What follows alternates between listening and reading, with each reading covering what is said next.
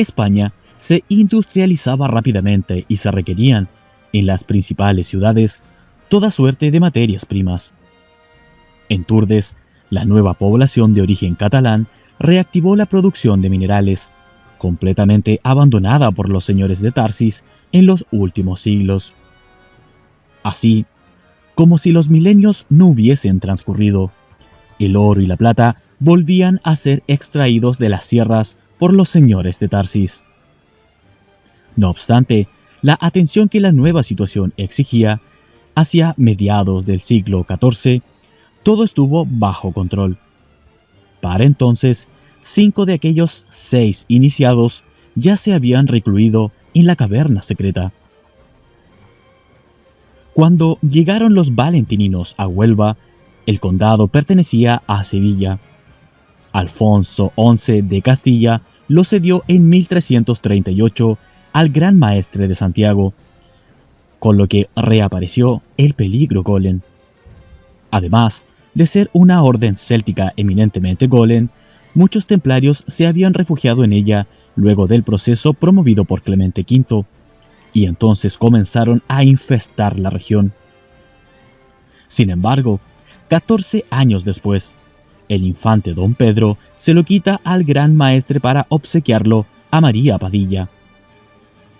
A fines del siglo XIV, la Casa de las Cerdas de los reyes de Castilla lo entrega como dote de una de sus damas y pasa a poder de los duques de Medina Sidonia, hasta el fin de esta historia.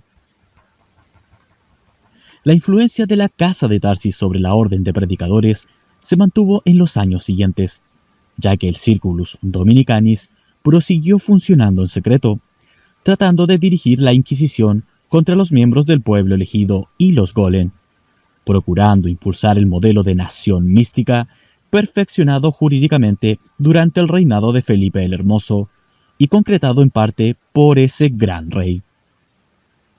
Esta influencia se hizo sentir sobre todo en España, donde, merced a las campañas de esclarecimiento popular de muchos predicadores, entre ellos don Ferrán Martínez, provisor del arzobispado de Sevilla y señor del Perro, se desataron las violentas persecuciones contra judíos que culminaron en las matanzas de 1391 en Sevilla, Córdoba, Toledo, Écija, Logroño, Burgos, Ocaña y 30 comarcas más. De Castilla, aquel incendio pasó a Aragón. En Valencia, el pueblo exterminó a 5.000 judíos y en Barcelona a unos 11.000. Hasta las Baleares llegó la furia popular contra los seguidores de Jehová Satanás.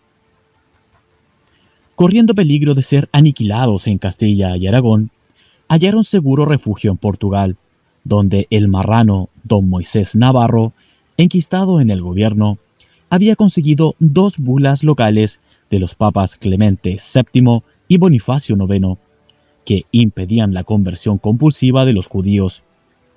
Aquella invasión hebrea, sin embargo, habría de causar a corto plazo la hostilidad de los pobladores cristianos. El dominico valenciano San Vicente Ferrer, quien poseía el carisma del don de leguas y había predicado en todos los países de Europa en sus propios idiomas, participó activamente de la campaña antihebrea.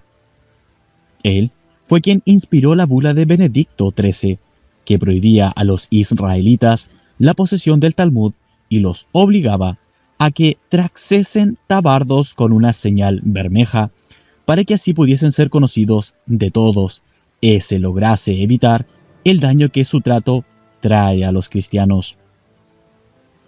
Esto ocurría en 1412, cuando los persistentes israelitas comenzaban a regresar masivamente a España. Pronto se reiniciaron las persecuciones, las que fueron adquiriendo tal saña que en 1473 llevaron al pueblo elegido a proponer al rey Enrique IV la venta o alquiler de la ciudad de Gibraltar para establecerse en ella, solución muy hebrea que fue lógicamente rechazada. Tras la muerte de este rey, recibe el trono de Castilla su hermana, Isabel I, casada con Fernando de Aragón. En 1478, los reyes católicos se dirigen al Papa Sixto IV para solicitar el dictado de una bula que autorice el funcionamiento de la Inquisición en Castilla. El propósito: enjuiciar a los culpables de herejía, especialmente a los judíos. Rápidamente emitida, la bula permitió la formación de los tribunales del Santo Oficio, confiados a la orden de predicadores dominicos. El promotor de aquella iniciativa de los reyes católicos fue el prior de los dominicos de Sevilla, Fray Alfonso de Ojeda, señor del Perro, quien supo convencer a la reina Isabel sobre la conveniencia de hacer intervenir a la Inquisición en el combate contra las fuerzas satánicas. Al principio, la bula solo actuó como una amenaza más, merced a la infatigable gestión de los dominicanis. Fray Alfonso de Ojeda, el provisor don Pedro de Solís, el asistente don Diego de Merlo y el secretario del rey, Pedro Martínez Camaño, se consigue persuadir a los reyes sobre la necesidad de instrumentar la Inquisición con todo su vigor para extirpar del cuerpo social al judaísmo y la herejía. Así, los reyes nombran en Medina del Campo a los primeros inquisidores, los frailes dominicos Miguel Morillo y Juan de San Martín, quienes actuarán jurídicamente secundados por Fray Felipe de Turdes y Ricardo de Tarsis, tío y padre de Lito de Tarsis, respectivamente. 2 edictos redactados por estos, concediendo un plazo para el arrepentimiento de los herejes, pasado el cual serían juzgados, produjo numerosas conversiones, pero nada impidió que 2000 judíos fuesen quemados en menos de un año.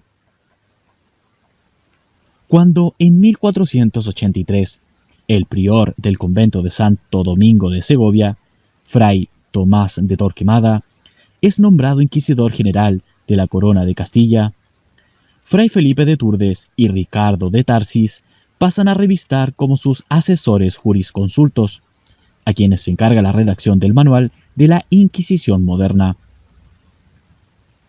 La aplicación de estas leyes demostraría claramente cuán inútil era pretender la conversión al cristianismo de los judíos, a la que ellos accedían falsamente mientras continuaban practicando el satanismo en secreto.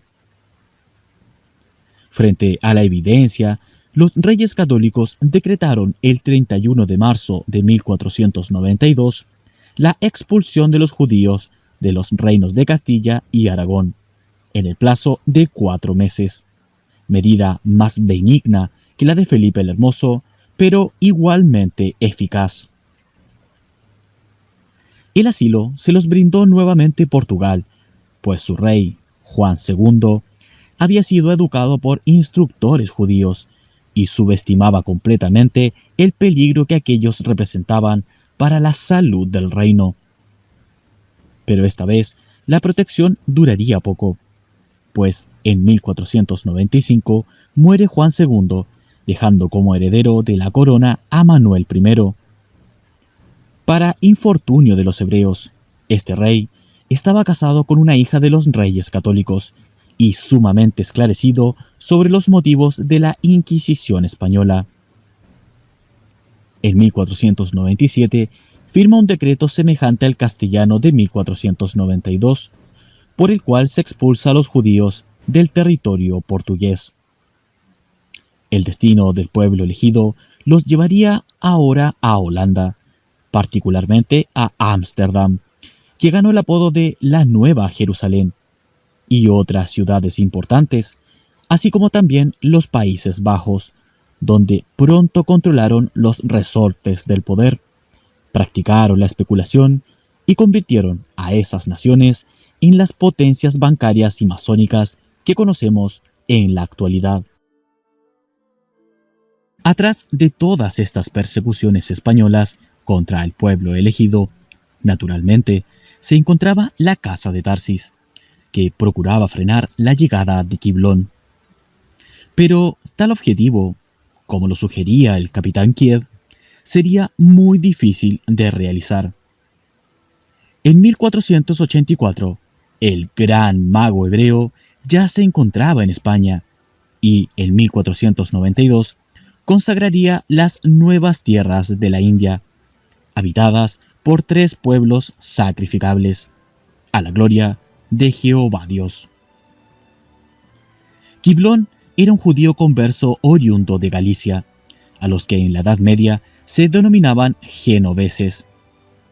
Fue educado secretamente como rabino y cabalista.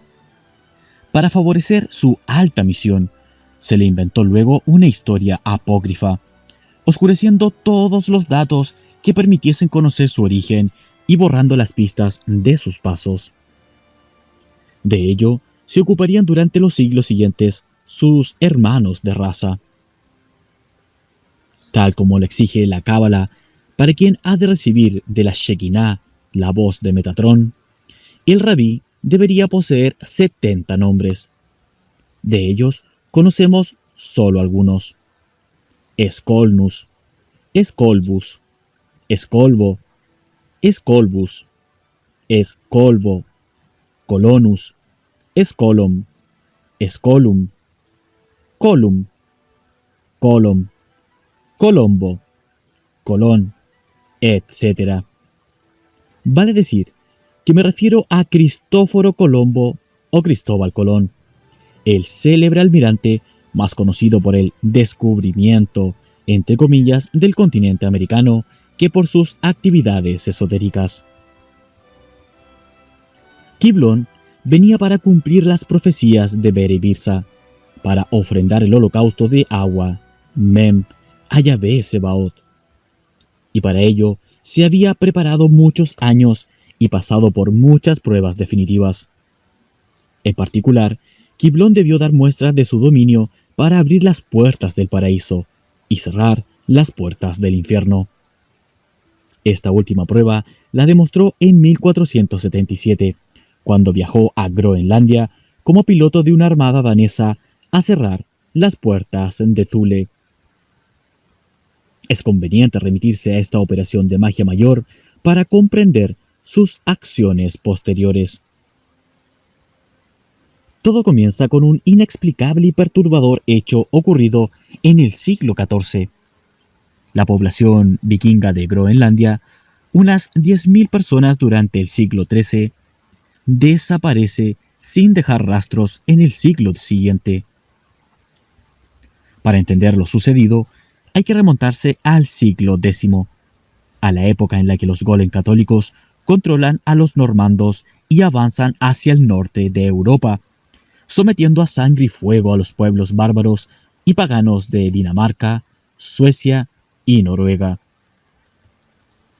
Es entonces cuando una de las últimas piedras de Venus, que quedaban en poder de los pueblos del Pacto de Sangre, se transporta a Groenlandia.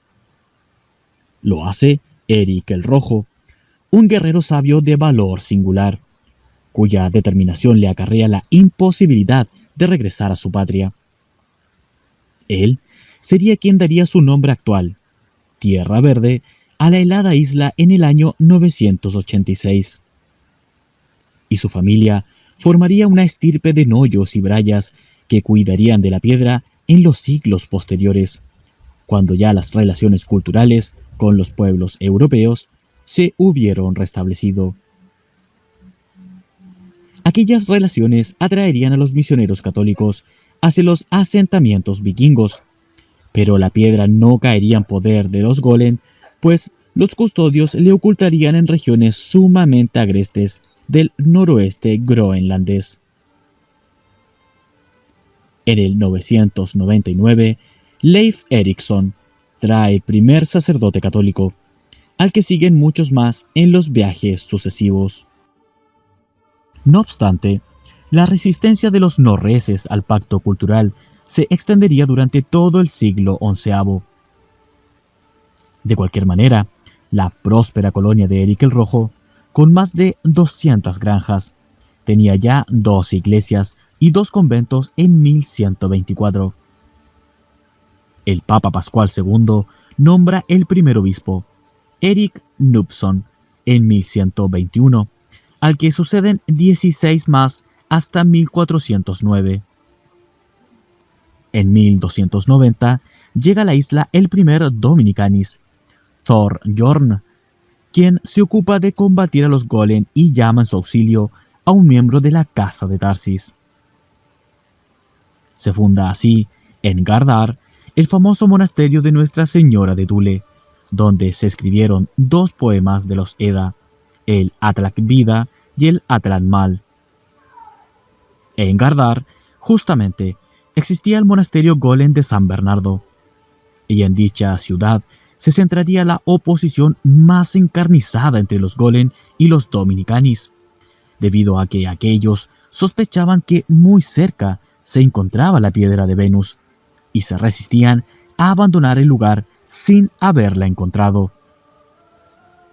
Al fin, en 1312, gracias a una bula de Clemente V, quien acababa de liquidar a la sinarquía templaria en combinación con Felipe el Hermoso, los golems se ven obligados a abandonar Gardar. Es entonces cuando los noyos vikingos declaran a la población de Gardar que han visto la señal lítica de Kata-Agar en la piedra de Venus, piedra que atribuyen a una herencia de Wotan e incluso denominan el Ojo de Wotan. Los noyos proponen al pueblo de Gardar partir hacia donde señala la piedra y todos aceptan, preparándose inmediatamente para la guerra. ¿Por qué? Es lo que explicaré desde mañana, Dr. Sigenagel. Lo importante ahora es saber que no solo la población de Gardar, sino la totalidad de los groenlandeses, a excepción de algunos sacerdotes católicos que se ocultaron convenientemente para no ser ejecutados por los enfurecidos vikingos, decidieron partir hacia el Valhalla, la morada de los dioses. Es que aquel pueblo de sangre pura despertaba súbitamente a la sabiduría hiperbórea que surge del espíritu eterno y se libraba del hechizo del pacto cultural.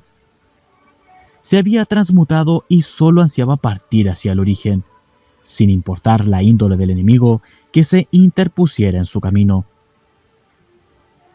En 1354, el rey de Noruega, Erik Magnusson, enterado de que la población de Groenlandia había retornado al paganismo y se preparaba a abandonar los establecimientos, envía su nave oficial, la Chirriante, al mando de Paul Knutsson, a fin de averiguar lo ocurrido. Viaja en la expedición el obispo golem Arni, quien lleva la misión de evangelizar nuevamente a los colonos norreses. Pero en Groenlandia no encuentran absolutamente a nadie, a pesar de que Arni los incita a explorar palmo a palmo la región hasta 1363, fecha en que fallece. Desde ese momento, varias serían las expediciones que los reyes de Noruega despacharían en los siguientes 100 años para averiguar la suerte corrida por sus súbditos e intentar repoblar las colonias abandonadas. Tales intentos resultarían inútiles, pues jamás se conseguiría saber lo ocurrido a los 10.000 vikingos, ni habría quien quisiera habitar las fantasmagóricas ciudades. Empero, la acción de los vikingos de Groenlandia causaría una gran preocupación a los demonios de la Fraternidad Blanca, los que, desde su guarida en Shambhala, impondrían a Giblón la prueba de cerrar la puerta de Thule, como medio de acceder al más alto sacerdocio de la orden de Melquisedec. En 1486, Giblón residía en Portugal, donde estudiaba las artes ocultas y desempeñaba un puesto de cartógrafo en la tesouraría del rey.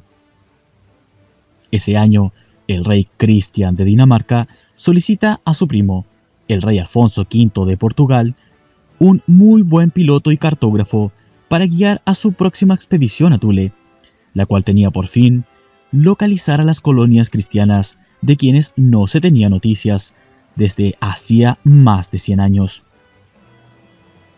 Era la oportunidad esperada por los rabinos. Las notables influencias que por entonces poseían los hebreos en la corte portuguesa se ponen en juego para facilitar el nombramiento de Quiblón como piloto del viaje a Groenlandia. Lo consiguen fácilmente, figurando en la cédula real como Johannes Skolbus.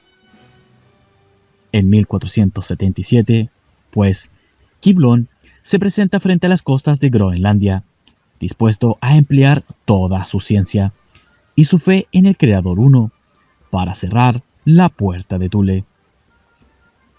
Tiene éxito en su misión, y la fraternidad blanca y la judeidad toda comprenden que con Quiblón ha llegado a la tierra uno de los más altos sacerdotes de la historia, uno que será capaz de hablar con el verbo de Metatrón. La expedición de Skolbus, Colón, no halló a nadie en Groenlandia en 1477, pero desde entonces la puerta de Thule estará nuevamente cerrada. Es un gran mago hebreo, quizá tan grande como Salomón, el que ha llegado hasta las heladas tierras del norte, a cumplir el ritual, a pronunciar las palabras, a expresar los gestos. Era necesario que así fuera, pues la puerta fue forzada por un bravo pueblo vikingo, de la más pura sangre hiperbórea, contra quienes nada puede la magia de los Golem. Pues siempre ha sido así. Los Golem han dominado fácilmente a los celtas, íberos, ligures, vascos, fenicios, cartagineses y hasta latinos. Pero, tratándose de germanos, es necesario que los más grandes maestros de las artes infernales se ocupen de ellos. Entiendo, Dr. Signagel, que es casi imposible comprender en qué consistía la misión de Quiblón si no aclaro la naturaleza de ese cerrar la puerta de Thule realizado en Groenlandia. Sin embargo, lo que corresponde es explicar cómo fue abierta la mencionada puerta hacia Kataagar o Agartha y qué otra acción efectuaron los vikingos antes de partir. Acción de guerra que normalmente ejecutan todos los pueblos de sangre pura en situaciones semejantes, y que causó la preocupada reacción de los demonios de la Fraternidad Blanca. Desde mañana, entonces, le narraré en pocas palabras la historia de Nimrod, el derrotado, un rey de la antigüedad que supo abrir la puerta y golpear al enemigo antes de partir. Su conocimiento aclarará completamente la cuestión. 52º día. En el segundo milenio antes de Jesús Cristo, una invasión trajo a los hiperbóreos casitas a Asiria. Eran oriundos del Cáucaso y portaban una piedra de Venus junto al estandarte del águila leontocéfala. El águila, con cabeza de león y alas desplegadas, aprisionaba entre sus garras dos moruecos que eran el símbolo del dios Enlil, Jehová Satanás, adorado en la Mesopotamia por todas las tribus, entre ellas los pastores amitas o abiros, que irían con Abraham a Palestina y Egipto. Este mismo estandarte sería llevado luego, miles de años más tarde, por otros pueblos bárbaros, también oriundos del Cáucaso, esta vez de raza germánica, pero entre las garras del águila ya no se hallarían los moruecos, sino el cordero, símbolo de ese dios de los pastores que intentaba usurpar la milenaria figura hiperbórea de Cristo Lucifer. Los casitas venían siguiendo los dictados de su dios arquero Cus, quien había hecho pacto con sus iniciados a fin de que dicho pueblo participara en la guerra esencial. En la ciudad de Borsippa, al norte de Nínive, el rey Nimrod, utilizando la técnica numérica de los Sigurat, hizo construir una enorme torre sobre un vórtice de energía telúrica. He aquí lo que se pretendía: atacar la morada de los demonios inmortales, es decir, Shang Shambhala,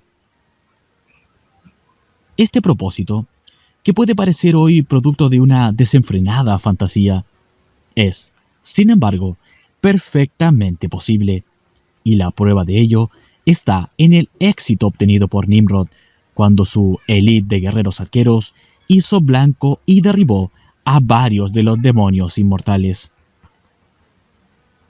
En la antigüedad, cuando la influencia del Kali Yuga no era tan importante y en algunos remanentes atlantes todavía se conservaban los recuerdos de la sabiduría hiperbórea y de la guerra contra el demiurgo, la tarea de fundar pueblos y ciudades exigía el concurso de iniciados especialmente dotados. Lo mismo para la elevación de ídolos o efigies sagradas cuya utilidad, que no era la mera adoración, hoy se ha olvidado. El elemento más importante que se tomaba en cuenta para tales fundaciones era la ubicación de las corrientes de energía telúrica. En segundo lugar, figuraban las coordenadas astrológicas a las que, sin embargo, la ceguera de los hombres suele otorgar preeminencia en algunas épocas. Justamente, el poderío o supervivencia de alguna ciudad dependen de la correcta situación geográfica en que se erijan y si, por ejemplo, ciudades como Roma o Jerusalén han durado milenios, es porque están asentadas sobre grandes centros de fuerza. Hace miles de años, los encargados de precisar el lugar de emplazamiento de una ciudad eran llamados cainitas, iniciados sacrificadores que conocían la magia de la sangre derramada. Estos homicidas sagrados, que eran sauríes, es decir, sensibles a las fuerzas de la tierra, luego de detectar un vórtice conveniente, efectuaban el sacrificio humano destinado a polarizar la energía telúrica y obtener un fenómeno de resonancia con la sangre de la raza, de manera que el lugar se convierta en amigo de sus habitantes y enemigo de futuros invasores. De tales asesinatos rituales con fines de fundación, recordamos por ejemplo a Rómulo, que para asegurar la inviolabilidad de las murallas de Roma, debió ejecutar a su gemelo Remo, etc. Haré un breve paréntesis para consultar a la sabiduría hiperbórea sobre algunas pautas que es necesario tener en cuenta, a fin de interpretar correctamente la acción de guerra emprendida por el rey Nimrod. Puede considerarse con toda propiedad que la potencia de un pueblo para liberarse del yugo satánico de la sinarquía depende directamente de las condiciones esotérico-hiperbóreas de sus iniciados. Si hay hombres despiertos, suficientemente capaces de localizar las corrientes y vórtices de energía telúrica, y no desprecian el combate que inevitablemente trae aparejado esta toma de posición, entonces la raza va en camino de la mutación. Se ha convertido en un círculo cerrado hiperbóreo. Por razones de pureza sanguínea, son siempre los pueblos denominados bárbaros quienes más cerca se hallan de esta praxis hiperbórea. Pero esos mismos pueblos, en la medida que se civilizan o sinarquizan, pierden potencia y, entonces, se debilita su posibilidad de mutación. La pureza racial hiperbórea de un pueblo se evalúa en la capacidad de sus hombres para despertar el recuerdo de sangre. La potencia racial hiperbórea de un pueblo es su capacidad de oposición a la ilusoria realidad del mundo material.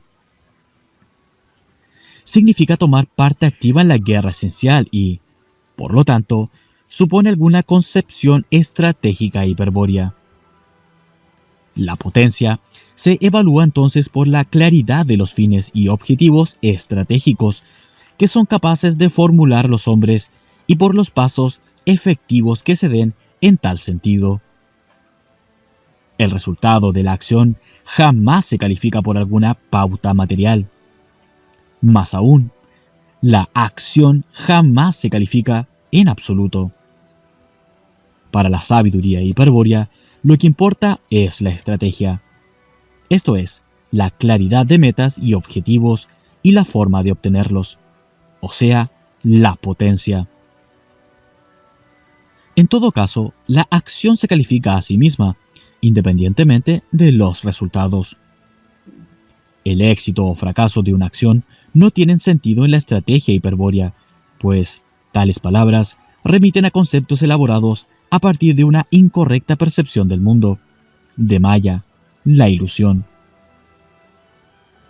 Puede ilustrar esto una antigua sentencia hiperbórea que dice: para los guerreros sabios, toda guerra perdida en la tierra es una guerra ganada en otros cielos.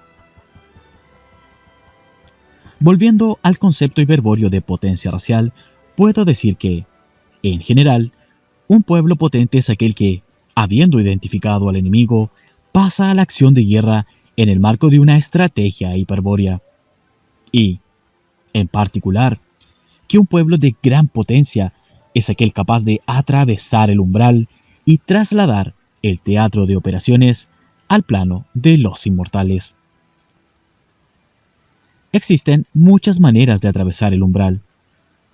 Los hombres dormidos, los iniciados en el satanismo sinárquico, por ejemplo, lo hacen durante su muerte ritual, arrastrándose abyectamente ante los siniestros guardianes del umbral, mal llamados a veces veladores, vigilantes o egregoros.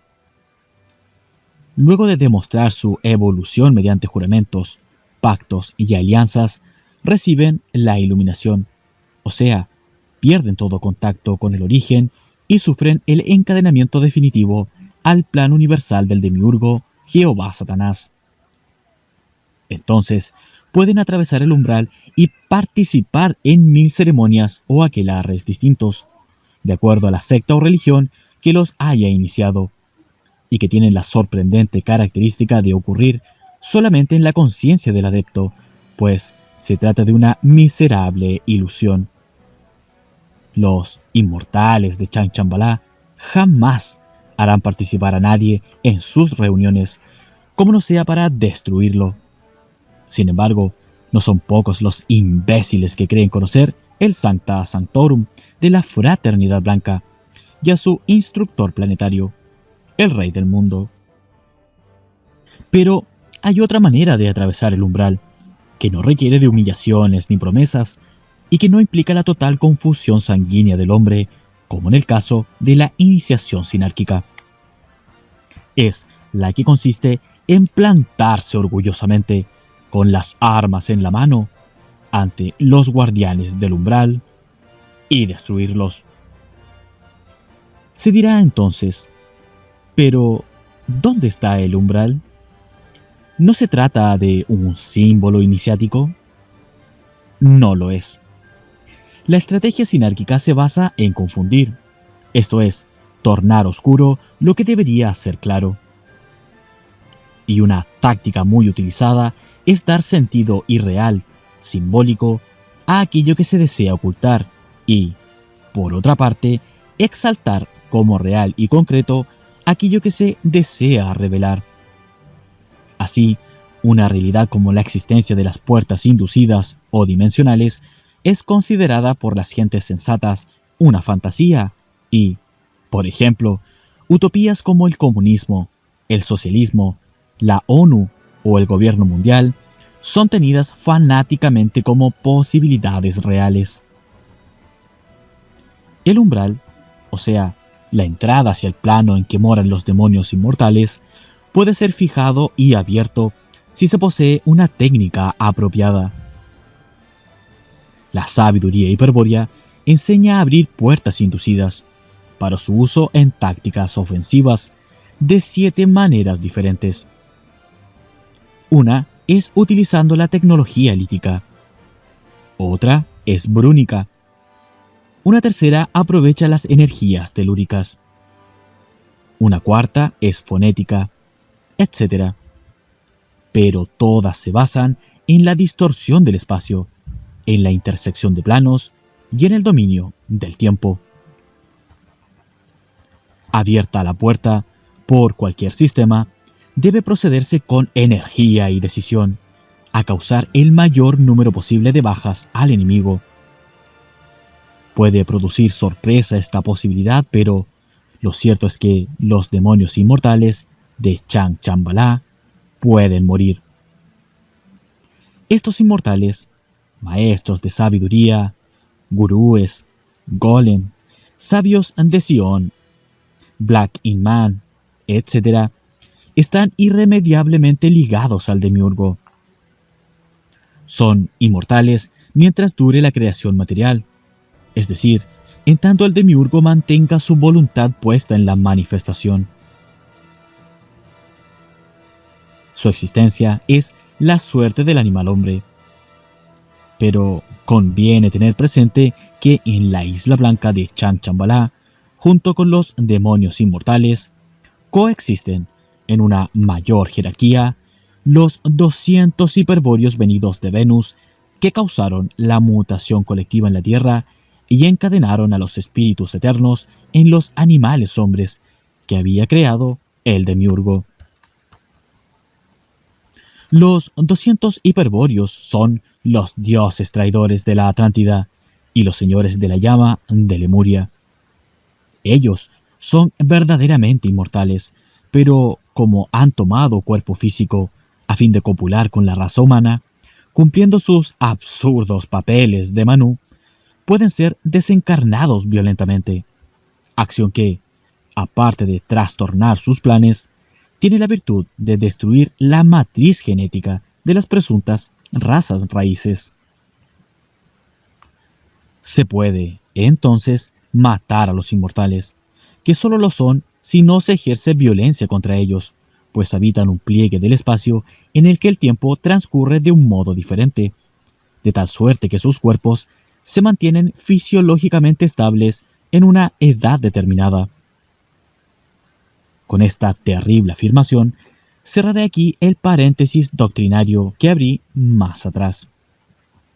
Se está ya, en virtud de lo expuesto, en condiciones de interpretar la hazaña del rey hiperbóreo Nimrod.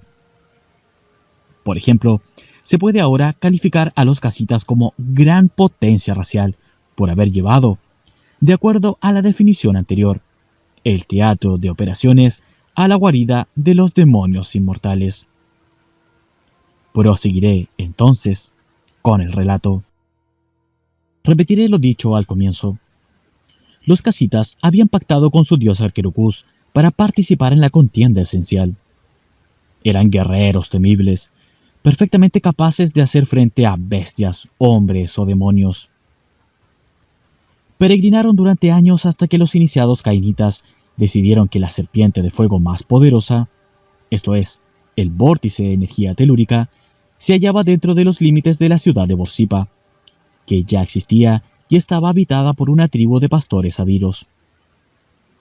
Ello no representó ninguna dificultad para un pueblo decidido a librar combate a demonios infernales.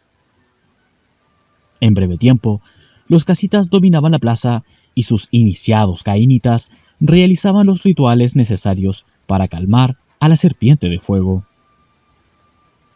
Inmediatamente después, pusieron en práctica una estrategia adecuada para la inminente ofensiva. De ella debemos destacar dos tareas que demuestran la capacidad de los iniciados cainitas. La primera consistió en entrenar a una élite capaz de resistir a la poderosa magia que los demonios emplearían al abrirse la puerta del infierno.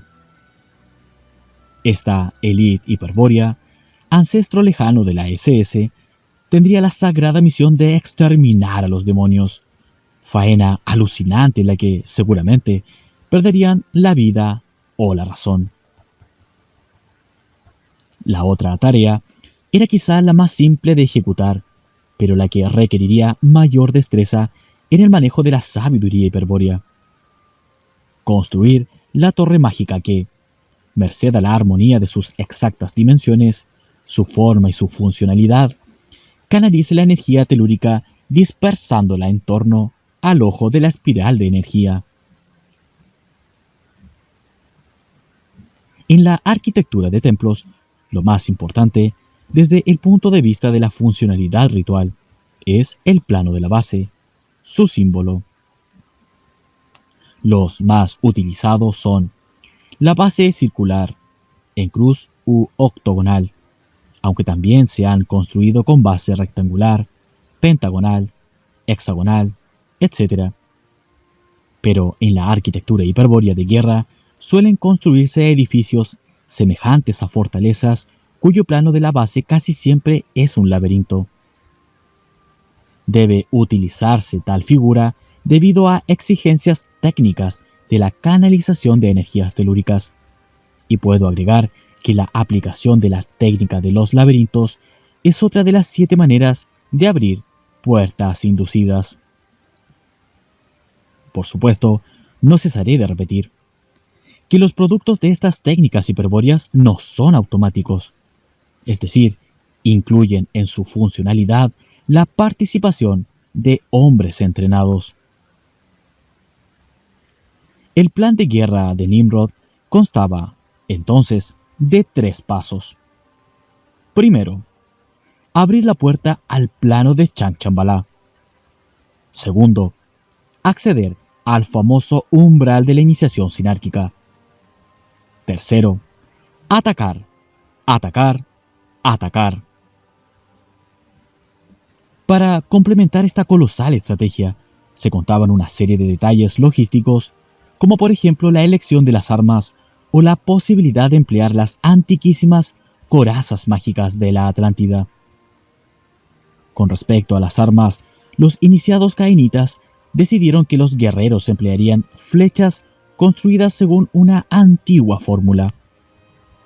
Las plumas serían de ibis, las varas de acacia del Cáucaso y las puntas, de piedra, serían pequeñas estalactitas perfectamente cónicas recogidas de unas cavernas profundas y misteriosas que una tradición chamán afirma se conecta con el reino hiperbóreo de Agartha.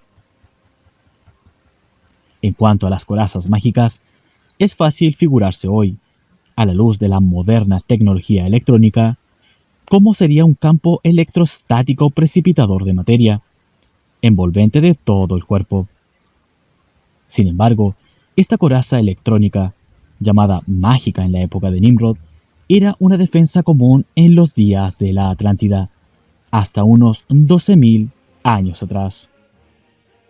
Los iniciados cainitas solo lograron dotar por algunas horas de tal campo protector al rey Nimrod y a su general Ninurta, pues nadie más en el pueblo contaba con las condiciones de pureza necesarias para aplicar la antiquísima técnica. Solo 2 guerreros, cuando la Atlántida contaba con ejércitos enteros que empleaban el abrigo de metal. Esta técnica sufrió una lenta degradación hasta desaparecer completamente debido a la confusión sanguínea. En un principio, cuando los dioses vinieron a la Tierra hace millones de años, revistieron su cuerpo físico con una coraza de fuego. Luego, en la lejana Lemuria, los iniciados, reyes y guerreros, materializaban minerales por lo que solían llamarse hombres de piedra. Y, finalmente, en pleno Kali Yuga Atlante, los dioses traidores materializaban corazas de metal en torno a su cuerpo, las que los protegían de golpes de espada o lanza a la manera de nuestras medievales cotas de malla. La coraza atlante de metal materializado es, por otra parte, el origen de la leyenda judía, según la cual Nimrod poseía las vestimentas que Adán y Eva lucieron en el paraíso. Las habría obtenido de Cam, uno de los hijos de Noé, y, más adelante, luego de luchar con Esaú, otro gran cazador, las habría perdido. Estas leyendas se hallan en los Midrash talmúdicos Sefer Hayashar, siglo XII, y Pirke Rabbi Eliezer, 90-130 después de Jesucristo, y también en el Talmud babilónico, 500 después de Jesucristo, etc. Los guardianes del umbral cuentan también con corazas y armas poderosas, entre ellas, por ejemplo, el rayo Om, un arma atlante con la que los dulces maestros de sabiduría de Changchanbalá suelen desintegrar a los discípulos que se muestran díscolos. Parece un enemigo terrible el así armado, pero eso es pura apariencia, solo poderío material. Los guerreros de Nimrod portarían el signo hiperbóreo de HK, la runa de fuego que ningún demonio inmortal puede enfrentar. Y mucho menos los 200 hiperbóreos traidores. Ese signo representa para ellos la verdad, el recuerdo inevitable del origen divino abandonado. Y, como a la gorgona, no les resulta posible mirarlo sin padecer grave riesgo. Cuando la torre estuvo lista, se dispuso, en la torrecilla de la cúspide, una columna metálica de hierro, cobre, plata y oro, rematada con una gigantesca esmeralda.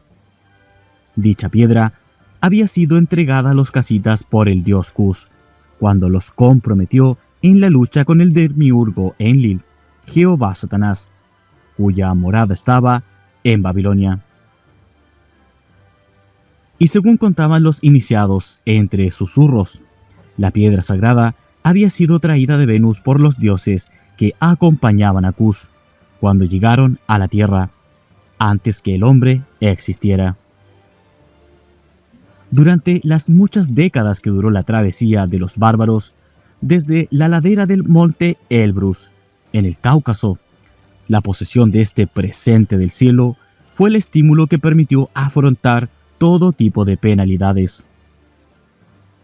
Era el centro en torno al cual se formaba la raza. Era el oráculo que posibilitaba oír la voz de Dios. Y era la tábula regia donde se podían leer los nombres de los reyes. Era también el signo primordial ante el cual los demonios retrocederían aterrados y contra el cual ninguna potencia infernal tenía poder. Por su intermedio se abriría en el cielo la puerta del infierno y podría entablarse el combate sin tregua contra los servidores de quien encadenó el espíritu eterno a la materia. Muchos pueblos han sido llamados bárbaros por otros pueblos más civilizados, aludiendo a su salvajismo e inconsciencia. Pero se necesita ser bárbaro para pactar con los dioses y tomar parte en la guerra esencial. Solo la garantía de la pureza sanguínea de unos bárbaros, intrépidos e inmunes a las heladas satánicas, puede decidir a los dioses a poner en el mundo la piedra angular de una raza sagrada. En otras palabras, las heladas, las tentaciones de la materia, están tendidas en todas partes y por eso se necesita ser bárbaro o fanático, pero también ingenuo, como niño, o como Parsifal, el loco puro de la leyenda arturiana. Finalizada la construcción del Sigurat, se enviaron mensajeros a las restantes ciudades y aldeas casitas, pues su reino incluía a Nínive y otras urbes menores, así como numerosos campamentos septentrionales que llegaban hasta el lago Van e incluso alcanzaban las laderas del Ararat. Miles de embajadores fueron llegando a Borsippa para apreciar la torre de Nimrod y rendir homenaje a Ishtar, la diosa de Venus, y a Cus, su dios racial, esposo de Ishtar. También llegaron del sur, de Babilonia, a la que acababan de conquistar, un pequeño número de sus primos hititas, con quienes los casitas partieron juntos muchas décadas atrás, desde el Cáucaso. Todo se preparó para el solsticio de verano, el día en que Changchanbalá está más cerca de nuestro plano físico. Ese día, el pueblo de Borsippa estuvo reunido junto al gran Sigurat, y un contraste de emociones se adivinaba en todos los rostros. Los invasores casitas, cazadores y agricultores, es decir, cainitas, demostraban abiertamente su salvaje alegría por culminar una empresa que les había absorbido varias generaciones. Y en esa alegría furiosa latía el anhelo del próximo combate. Dice un antiguo proverbio ario: el furor del guerrero es sagrado cuando su causa es justa. Pero si esa sed de justicia le lleva a enfrentar a un enemigo 1000 veces superior, entonces necesariamente debe ocurrir un milagro, una mutación de la naturaleza humana que lo lleve más allá de los límites materiales, fuera del karma y del eterno retorno. Leónidas, en las Termópilas, ya no es humano. Será un héroe, un titán, un dios, pero jamás un hombre común. Por eso el pueblo de Nimrod, en su furia santa, presentía la próxima mutación colectiva. Se sentía elevado y veía disolverse la realidad engañosa del demiurgo Enlil. Hervían de valor y así purificaban drásticamente su sangre. Y esa sangre pura, bullente de furia y de valor, al agolparse en las sienes, trae el recuerdo del origen y hace desfilar ante la vista interior las imágenes primigenias. Sustrae, en una palabra, de la miserable realidad del mundo y transporta la verdadera esencia espiritual del hombre.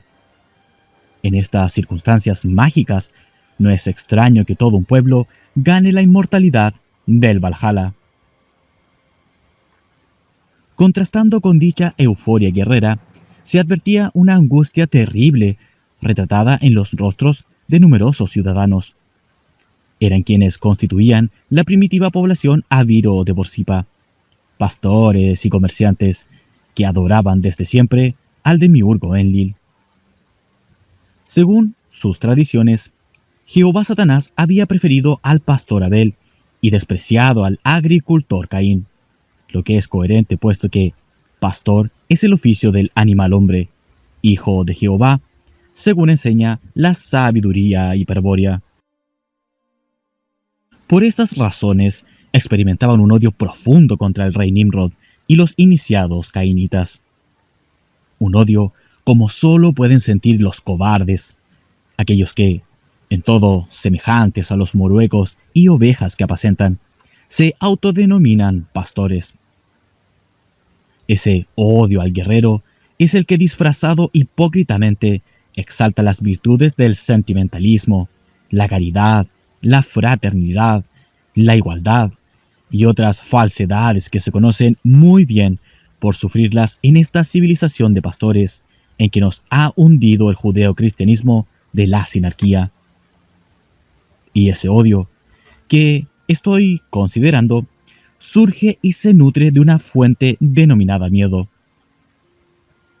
Miedo y valor. He aquí dos opuestos. Ya se vio el poder transmutador del valor, cuya expresión es el furor del guerrero. El miedo, en cambio, se expresa por el odio pusilánime y refinado, el que después de múltiples destilaciones de la envidia, el rencor, la maledicencia y toda clase de sentimientos insidiosos. El miedo es pues un veneno para la pureza de sangre, como el valor es un antídoto. La exaltación del valor eleva y transmuta, disuelve la realidad. La exacerbación del temor, en cambio, hunde en la materia y multiplica el encadenamiento a las formas ilusorias. Por eso los pastores aviros de Borsippa murmuraban entre dientes las oraciones a Enlil, mientras, como hipnotizados de terror, contemplaban la ceremonia cainita. A primera hora de la mañana, cuando Shamash, el sol, recién había despertado, los tambores y las flautas ya estaban electrizando el aire con su ritmo monótono y ululante. En las distintas terrazas de la torre, las iniciadas danzaban desenfrenadamente mientras repetían sin cesar Cus, Cus, invocando al dios de la raza. Los hierofantes, en número de 50, oficiaban los ritos previos a la batalla, instalados en torno al enorme mandala laberíntico, construido en el piso de la torrecilla superior con mosaicos de lápiz lazuli, réplica exacta del laberinto de la base del Zigurat. En todo el recinto predominaba el color azul, destacándose con un intenso y titilante brillo la gran esmeralda verde, consagrada al espíritu de Venus, la diosa que los semitas llamaban Ishtar y los sumerios Imnina o Ninarsag. Mientras los hierofantes permanecían bajo el techo de la torrecilla superior, afuera, en los pasillos laterales, el rey Nimrod y sus 200 arqueros se preparaban para morir. El clímax bélico iba increciendo a medida que pasaban las horas. Cerca del mediodía podía observarse un vapor ectoplasmático color ceniza que se colaba por las columnas de la torrecilla superior y giraba lánguidamente alrededor de éste, envolviendo en sus caprichosas volutas a los imperturbables guerreros. Dentro de la torrecilla, el vapor cubría la totalidad del recinto, pero no sobrepasaba la cintura del más alto de los hierofantes. La muchedumbre, que permanecía petrificada observando la cúspide de la enorme torre, asistió, de pronto, atónita, a un fenómeno de corporización del vapor. Al principio, solo algunos lo advirtieron, pero ahora era visible para todos. La nube adoptaba formas definidas que permanecían un momento para disolverse y volverse a corporizar nuevamente. El motivo principal de los misteriosos relieves del vapor lo constituían fundamentalmente figuras de ángeles. Ángeles o dioses, pero también diosas y niños, y animales, caballos, leones, águilas, perros, etc., y carros de guerra.